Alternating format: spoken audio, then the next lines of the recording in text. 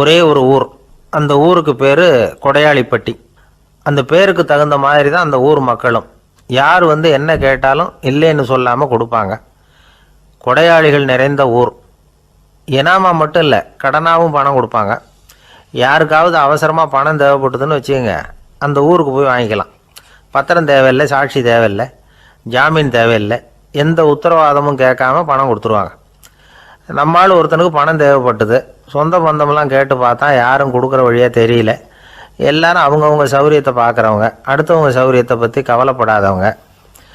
இவன் எல்லாரையும் கேட்டு பார்த்துட்டு சோர்ந்து போய் உக்காந்துட்டான். அந்த நேரம் தான் கொடையாளிப்பட்டியை பற்றி கேள்விப்பட்டான். அப்படி ஒரு ஊர் இருக்கிறது தெரிஞ்சதும் அந்த ஊருக்கு வழி கேட்டுக்கிட்டு ஒரு நாள் புறப்பட்டு போனான். வயல்காட்டு வழியாக போக வேண்டியிருந்தது. மெதுவாக நடந்து ஊர் எல்லைக்கு வந்துட்டான். 2 பக்கமும் விவசாய வேலைகள் மும்முரமாக நடந்துக்கிட்டு இருக்குது. ஏர் உழுதுகிட்டு இருக்கிறாங்க. அப்போ அங்கே ஒரு ஆளை பாம்பு கடிச்சுட்டுது. பக்கத்தில் வேலை செஞ்சுக்கிட்டு இருந்தவங்க ஓடி வந்தாங்க. அவசரமாக செய்ய வேண்டிய முதல் உதவியெல்லாம் செஞ்சு பார்த்தாங்க. பலன் இல்லை. அந்த ஆள் செத்து போட்டான். அவன் செத்து விட்டான்னு தெரிஞ்சதும் அவனை தூக்கி வரப்பு மேலே போட்டுட்டு எல்லாரும் அவங்கவுங்க வேலையை கவனிக்க ஆரம்பிச்சிட்டாங்க. அங்கே ஒரு ஆள் இவனை பார்த்து சொன்னான், ஐயா, நீங்கள் போகிற வழியில் இவன் சொந்தக்காரன், இவனுக்கு சோறு கொண்டுகிட்டு வருவான், இவன் இங்கே செத்து விட்டான்னு அவங்ககிட்ட சொல்லிவிடுங்க அப்படின்னா. இவனுக்கு ரொம்ப ஆச்சரியம். என்னடா இது, பாம்பு கடிச்சுட்டுதுன்னதும் பதறி அடிச்சுக்கிட்டு ஓடி வந்தாங்க, செத்து விட்டான்னதும் பேசாமல் தூக்கி போட்டுட்டு போயிட்டாங்க அப்படின்னு நினச்சிக்கிட்டே நடந்து போகிறான்.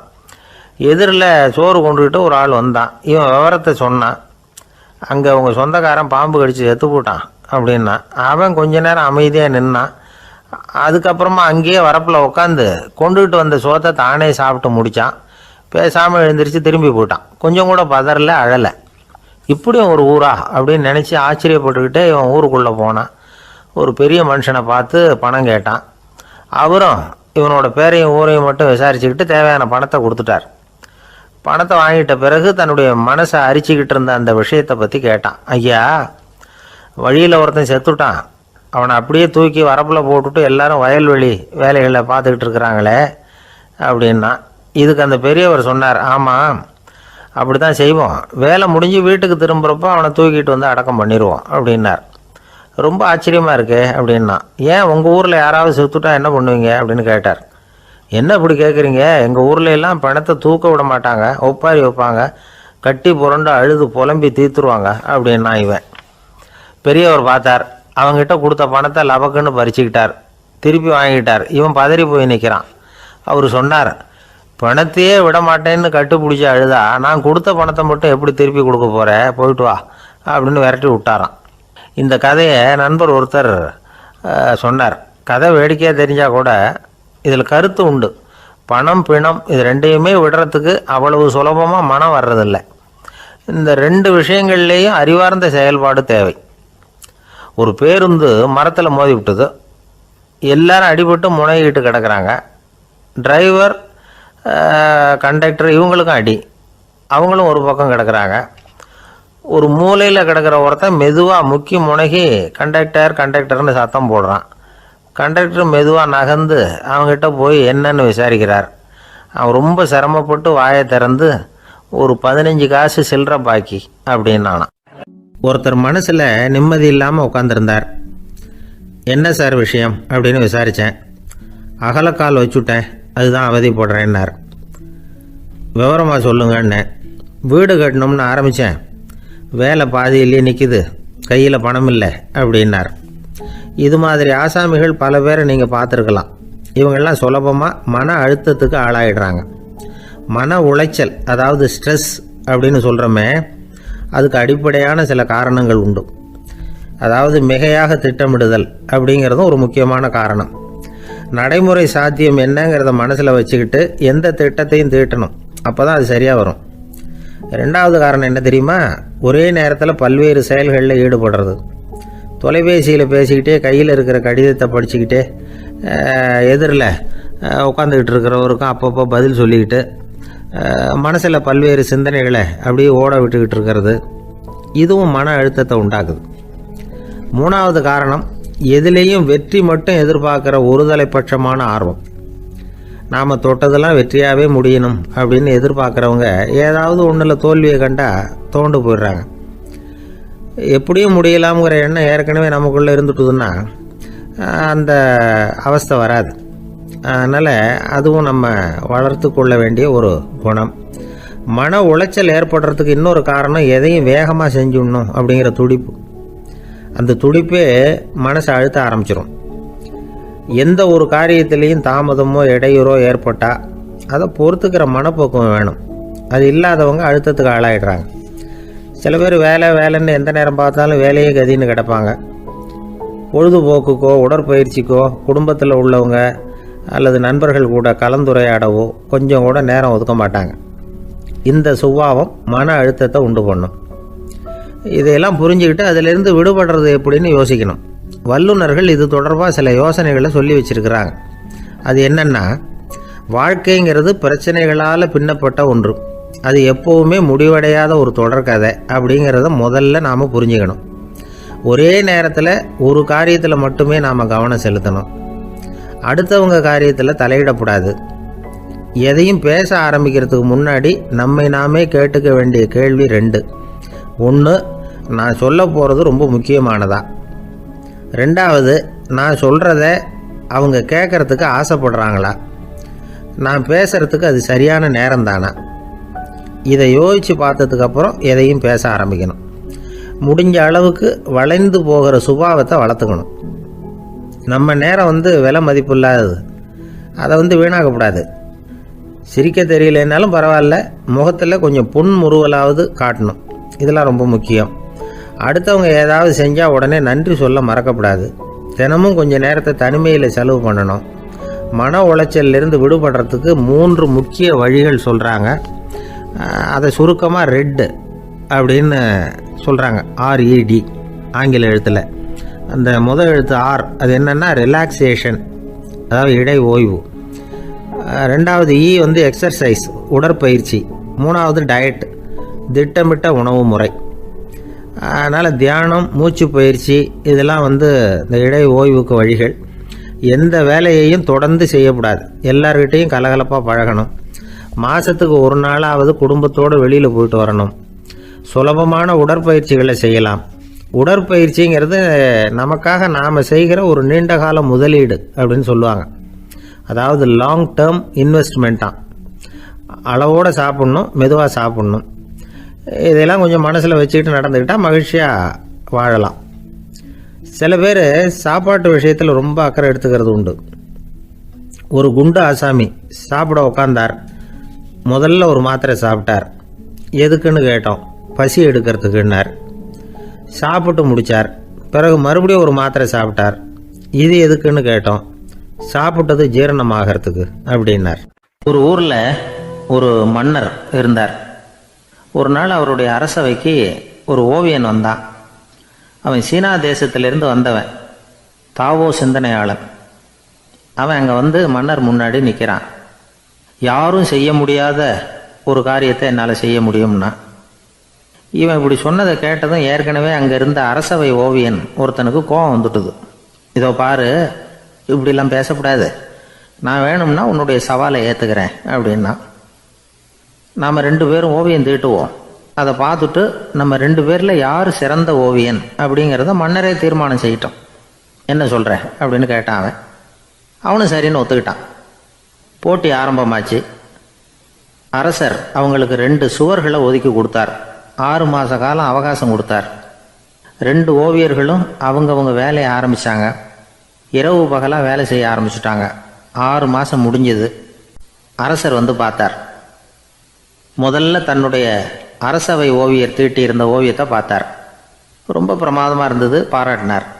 இதோ பாரு, உன்னுடைய ஓவியம் அற்புதமாக இருக்குது, உயிரோட்டம் உள்ளதாக இருக்குது, கலையின் உச்சமே இதுதான், இதை விட சிறந்த ஒரு ஓவியத்தை வேற யாராலையும் படைக்க முடியாது அப்படின்னார். அதுக்கப்புறம் அந்த சீன ஓவியன்கிட்ட போனார். எங்கே உன்னுடைய ஓவியம்னு கேட்டார். திரைச்சீலையை விலக்கி விட்டு பாருங்கன்னா. மன்னர் அந்த திரைச்சீலையை விளக்குனார். உள்ளே ஓவியம் இருக்க வேண்டிய இடம் கண்ணாடி மாதிரி தெரிஞ்சுது. அவன் அந்த 6 மாத காலமாக அந்த சுவரை தேய்ச்சி தேய்ச்சி கண்ணாடி மாதிரி ஆக்கி வச்சிருக்கிறான். அதுக்கு நேராக எதிர் சுவரில் அரசவை ஓவியம் தீட்டின ஓவியம் இருக்குது. அது எதிரில் இருந்த இந்த கண்ணாடியில் பட்டு பிரதிபலிக்குது. மன்னர் யோசனை பண்ண ஆரம்பித்தார். அப்புறம் அந்த சீன ஓவியனை பார்த்து கேட்டார், இதை பாரு, நீ என்னுடைய ஆளை தோற்கடிச்சுட்ட அப்படிங்கிறதுல சந்தேகம் இல்லை. ஆனாலும் எங்களை ஏமாத்தி இருக்கிற, எந்த ஓவியமும் நீ வரையிலையே அப்படின்னார். அரசே, இதுதான் உண்மையான ஓவியம், உயிருள்ள ஓவியம். இது மனோபாவங்களை பிரதிபலிக்கும், மாறுகின்ற காலங்களை அப்படியே காட்டும் அப்படின்னா அந்த சீன ஓவியன். கையால் வரைகிற ஓவியங்களில் சலனம் இல்லை. கண்ணாடி அப்படி கிடையாது. சக்தியின் ஓட்டம் அதில் எப்பவும் இருந்துக்கிட்டே இருக்கும். கண்ணாடி மட்டுமே ஜீவன் உள்ள ஓவியமாக இருக்க முடியுங்கிறத அந்த சீன ஓவியன் தெரிஞ்சு வச்சுருந்தான். ஏன்னா அவன் ஒரு தாவோ சிந்தனையாளன். ஒவ்வொரு குழந்தையும் இந்த கண்ணாடியோடு தான் பிறக்குது. ஆனால் நாம் என்ன செய்கிறோம்னா ஓவியங்களை கண்ணாடி மீது பதிப்பிச்சு விட்றோம். கண்ணாடி நம்மளை பிரதிபலிக்குது. நம்முடைய அழகோ அவலட்சணமோ கண்ணாடியை பாதிக்கிறது இல்லை. ஏன்னா அதுக்கு மனம் கிடையாது. கடந்து போன வினாடியை பற்றி அது சிந்திக்கிறது இல்லை. அடுத்த கணத்தை பற்றின எதிர்பார்ப்பும் அதுகிட்ட கிடையாது. அதுதான் பற்றற்ற நிலை. மனிதனுக்கு தேவைப்படுறது அதுதான். கண்ணாடிக்கிட்டே இருந்து நாம் கற்றுக்கொள்ள வேண்டிய பாடம் இது. வாழ்க்கையில் மனிதர்களை நேசிக்கலாம், உலகின் அழகையெல்லாம் பிரதிபலிக்கலாம், ஆனால் எதையும் பற்றி கொண்டு விடக்கூடாது அப்படிங்கிறது பெரியவர்கள் அறிவுரை. துயரம்ங்கிறது பற்றுக்களின் சாயை. கண்ணாடி முன்னாடி நிற்கிறப்போவெல்லாம் நமக்கு இந்த ஞாபகம் வரணுமா. ஒரு குடும்பத் தலைவர் ஒரு நாள் காலையில் விடிஞ்சு எழுந்திரிச்சதும் சத்தம் போட்டார். யார் இந்த கருங்குரங்கு படத்தை என் ரூமில் கொண்டாந்து மாட்டி வச்சது அப்படின்னு கத்தினார். சமையல் கட்டிலிருந்து மனைவி பதில் சொன்னாங்க, தூக்க கலக்கத்தில் உளராதிங்க, நல்லா பாருங்க, அது படம் கிடையாது, முகம் பார்க்குற கண்ணாடி அப்படின்னாங்க. கத்தியை தீட்டாதே புத்தியை தீட்டு அப்படின்னு ஒரு பெரியவர் புத்தி சொன்னார். அதை கேட்ட ஒரு இளைஞன், அது எப்படி பெரியவரை புத்தியை தீட்டுறது? கத்தியை தீட்டுன்னு சொன்னால் ஒரு கருங்கல்லில் கத்தியை தேய்க்கலாம், புத்தியை தீட்டுன்னு சொன்னால் எப்படி தலையை கொண்டுட்டு போய் தரையில் தேய்ச்சிக்கிட்டு இருக்க முடியுமா அப்படின்னா. அந்த பெரியவர் உடனே புரிஞ்சுக்கிட்டார், இந்த இளைஞனுக்கு புத்தி கூர்மை கம்மி அப்படிங்கிறத புரிஞ்சுக்கிட்டார். அது சரி, அறிவுக்கும் புத்திசாலித்தனத்துக்கும் என்ன வித்தியாசம்? இது ஒரு முக்கியமான கேள்வி. அறிவுன்னா என்ன, புத்திசாலித்தனம்னா என்ன? இதே கேள்வியை சாக்ரட்டிஸ் கிட்ட அவருடைய சீடன் ஒருத்தன் கேட்டானான். ஐயா, அறிவுக்கும் புத்திசாலித்தனத்துக்கும் என்னங்க வித்தியாசம் அப்படின்னு கேட்டிருக்கான். சாக்ரட்டிஸ் நிமிர்ந்து பார்த்துருக்கிறார் அந்த சீடனை. அதுக்கப்புறம் சொன்னாராம், நான் சொல்கிறேன் உன்னுடைய கேள்விக்கு பதில், ஆனால் அதுக்கு முன்னாடி நீ ஒரு காரியம் பண்ணணும்னாரான். என்னங்க செய்யணும் சொல்லுங்கன்றிருக்கான். அதோ பாரு, ஒரு பெரியவர் உட்காந்துருக்கிறாரு, அவர்கிட்ட போ, இங்கேருந்து பக்கத்தில் இருக்கிற அந்த கிராமத்துக்கு போய் சேர எவ்வளவு நேரம் ஆகும் அப்படின்னு கேட்டுட்டு வா அப்படி சொன்னார் சாக்ரட்டிஸ். சரின்னு சொல்லிவிட்டு இவன் போனான். அந்த பெரியவர் முன்னாடி போய் நின்னான். ஏங்க பெரியவரை, இங்கேருந்து அதோ தெரியுத அந்த கிராமத்துக்கு போய் சேர்றதுக்கு எவ்வளவு நேரம் ஆகும் அப்படின்னு கேட்டான். பெரியவர் நிமிர்ந்து பார்த்தார், ஆனால் பதில் எதுவும் சொல்லலை. இவன் மறுபடியும் ஒரு தடவை அதே கேள்வியை அவர்கிட்ட கேட்டான். என்னங்க, நான் கேட்குறது உங்கள் காதில் விழுதா, அந்த கிராமத்துக்கு போய் சேர்றதுக்கு எவ்வளோ நேரம் ஆகும் அப்படின்னு சொல்லி மறுபடியும் கேட்டான். அப்பவும் அவர் பதில் சொல்லலை. உடனே அவன் மனசுக்குள்ளே முடிவு பண்ணிக்கிட்டான், சரி பெரியவர் ஒரு மாதிரியாக தெரிகிறார், புத்தி சுவாதீனம் சரியில்லாத ஒரு மாதிரி தெரியுது அப்படின்னு நினச்சிக்கிட்டே வந்த வழியிலே திரும்பி வந்துட்டான். கொஞ்சம் தூரம் நடந்திருப்பான். இப்போ அந்த பெரியவர் மறுபடியும் கூப்பிட்டார், இளைஞனே இப்படி வாழ்னார். இவனுக்கு ஒன்றும் புரியல. மறுபடியும் திரும்பி நடந்தான். அவர் முன்னாடி போய் நின்னான். பெரியவர் சொன்னார், தம்பி, இங்கேருந்து அந்த கிராமத்துக்கு போய் சேர்றதுக்கு 5 நிமிஷம் ஆகும் அப்படின்னார். இப்போது அந்த இளைஞன் அந்த முதியவரை ஒரு மாதிரியாக பார்க்க ஆரம்பித்தான். அதுக்கப்புறம் கொஞ்சம் யோசித்தான். பிறகு அவர்கிட்டே கேட்டுட்டான், ஏங்க பெரியவரை, இதே பதிலை அப்போவே என்கிட்ட சொல்லியிருக்கலாமே, என்னை திரும்பி போன்னு சொல்லிவிட்டு பாதி தூரம் போனதுக்கப்புறம் மறுபடியும் கூப்பிட்டு அதுக்கப்புறம் இப்படி சொல்கிறீங்களே, இது நியாயமா அப்படின்னா. பெரியவர் சிரித்தார். அதுக்கப்புறம் சொன்னார், ஏன்பா, நீ எவ்வளவு வேகமாக நடக்கிறேங்கிறத பார்க்காம நீ கிராமத்துக்கு போய் சேர வேண்டிய நேரத்தை எப்படி என்னால் சொல்ல முடியும்? அதனால தான் உன்னை கொஞ்சம் தூரம் நடக்க விட்டு உன்னுடைய நடையின் வேகம், அந்த கிராமம் இருக்கிற தூரம் ரெண்டையும் கணக்கு போட்டு அதுக்கப்புறம் நேரத்தை சொன்னேன்னார். சீடன் தலை குனிந்தான். அப்படியே திரும்பி சாக்ரட்டிஸ் முன்னாடி நின்னான். சாக்ரட்டிஸ் இப்போ சொல்கிறார், தம்பி, அதுக்கு பேர் தான் புத்திசாலித்தனம். இந்த அறிவு கூர்மை எல்லா இளைஞர்களுக்கும் வரணும் அப்படிங்கிறதுக்காகத்தான் கத்தியை தீட்டாதே புத்தியை தீட்டு அப்படின்னு பெரியவங்கள்லாம் சொல்லிகிட்டு இருக்கிறாங்க. புத்தியை தீட்டுறவங்கெல்லாம் வாழ்க்கையில் அறிவாளி ஆகிறாங்க, தீட்டாதவங்க கோமாளி ஆகிறாங்க. இதுதான் இன்றைக்கி நடக்கிறது. அதனால் அறிவு கூர்மைங்கிறது வேற. இந்த காலத்து ஆசாமி ஒருத்தர் இன்னொருத்தரை பார்த்து கேட்டார், ஏங்க ஒரு விமானம் இங்கேருந்து புறப்பட்டு 2 மணி நேரத்தில் மதுரைக்கு போய் சேருது.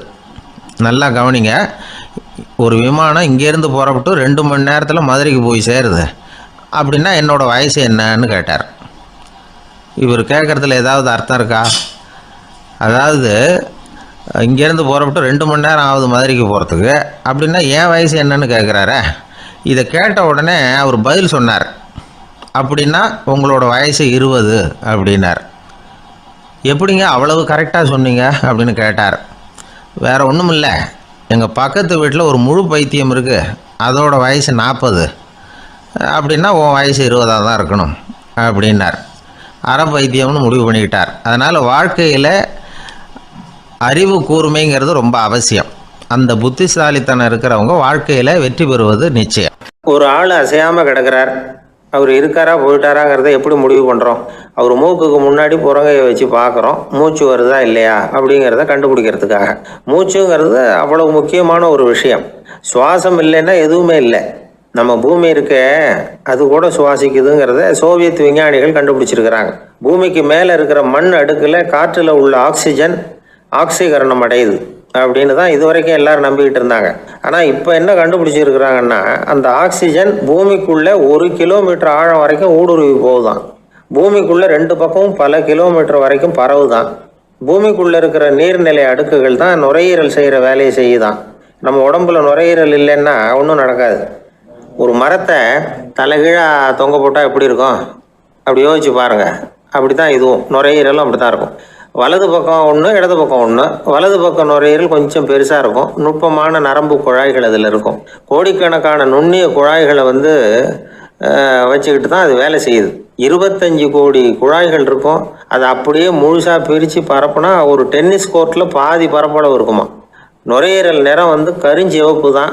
புகை அதிகமாக உள்ளே போச்சுன்னா அது கருப்பாயிடுது. காற்றுல உள்ள பிராணவாயுவை இது இழுத்து எடுத்துக்கிட்டு ரத்தத்தை சுத்தப்படுத்துகிற முக்கியமான வேலையை இது செய்யுது. அசுத்த காற்றை வெளியில் அனுப்பி வச்சுருது. ஒருத்தர் வேகமாக ஓடி வரார், அவருக்கு மூச்சு இறைக்கும். பயங்கரமாக எதையாவது பார்த்து விடுறார், உடனே மூர்ச்சி ஆகிடுவார். இது மாதிரி சமயங்களில் வேறு எந்த தூண்டுதலும் இல்லாமல் நுரையீரல் தானாகவே இயங்கும்.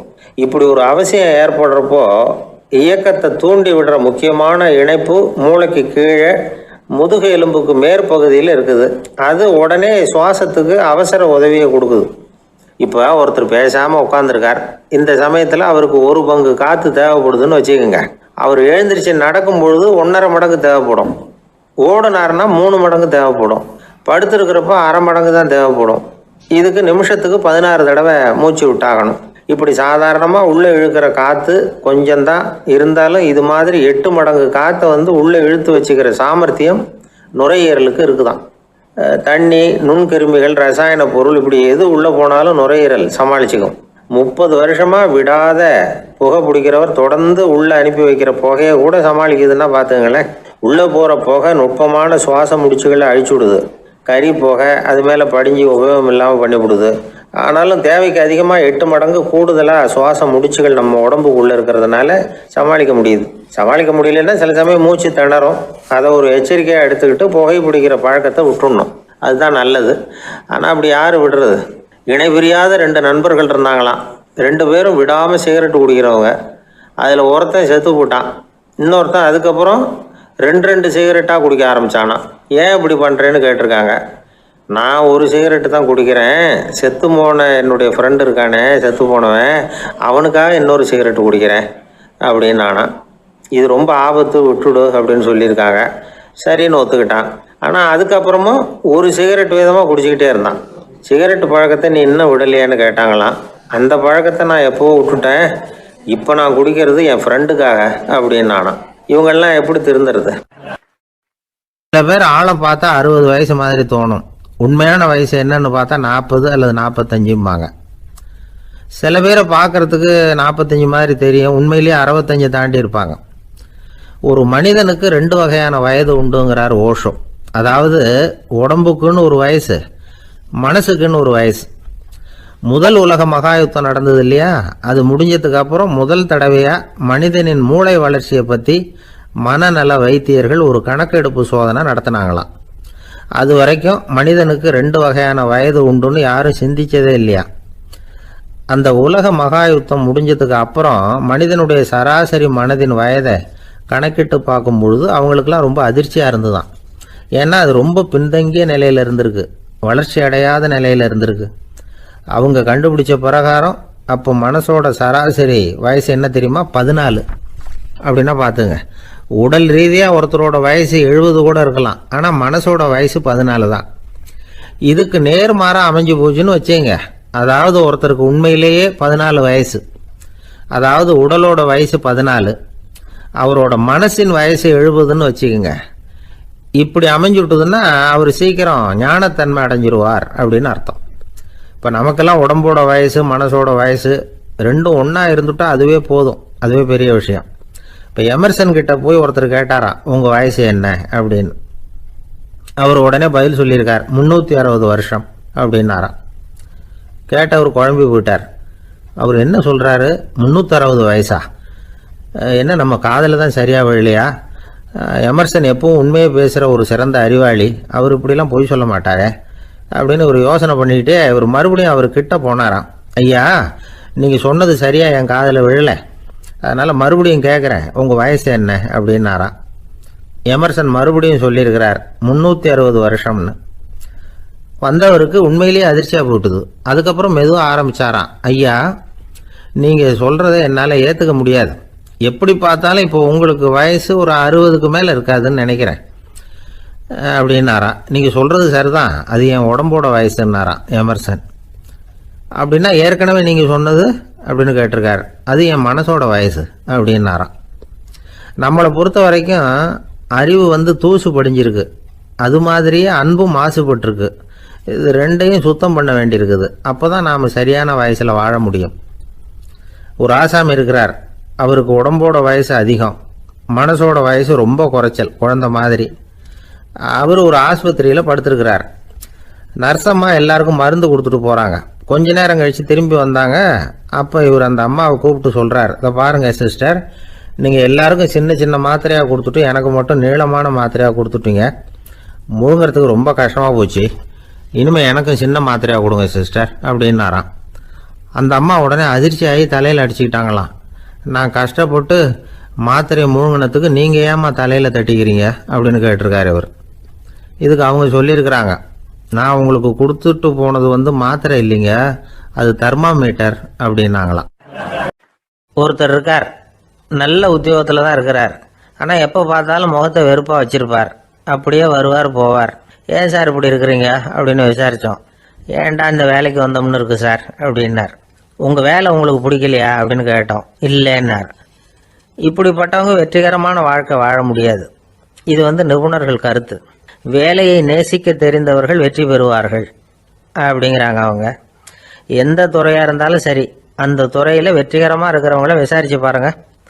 எனக்கு என்னுடைய வேலை ரொம்ப பிடிக்கும் அப்படின்னு சொல்கிறவங்களாக தான் இருப்பாங்க. அப்படி இருந்தால் தான் அது வெற்றிகரமாக இருக்க முடியுது அவங்களால. ஒருத்தனுக்கு பிடித்தமான பொழுதுபோக்கே அவனுடைய தொழிலாக இருந்துட்டுதுன்னா அவனை மாதிரி கொடுத்து வச்சவன் வேற யாரும் இல்லை அப்படிங்கிறார் பெர்னாட் ஷா.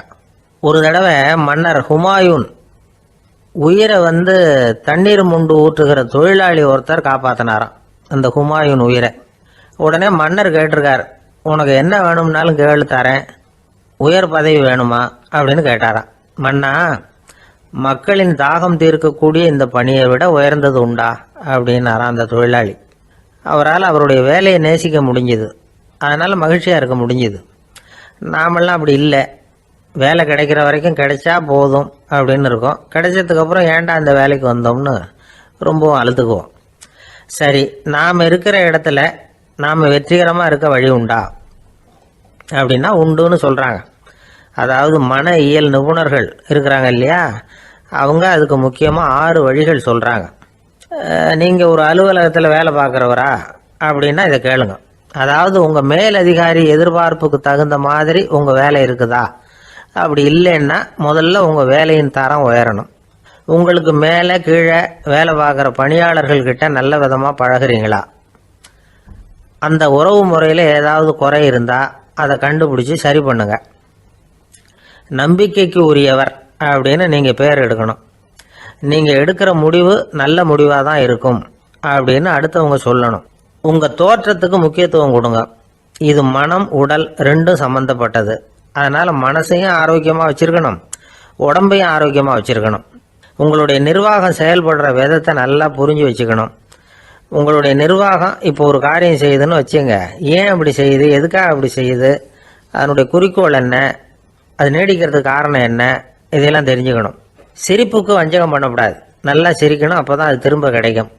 கடந்த கால தோல்வியை பற்றி கவலைப்படக்கூடாது. முதலாளி விருப்பம் தெரிஞ்சு நடந்துக்கிறது நல்லது தான்.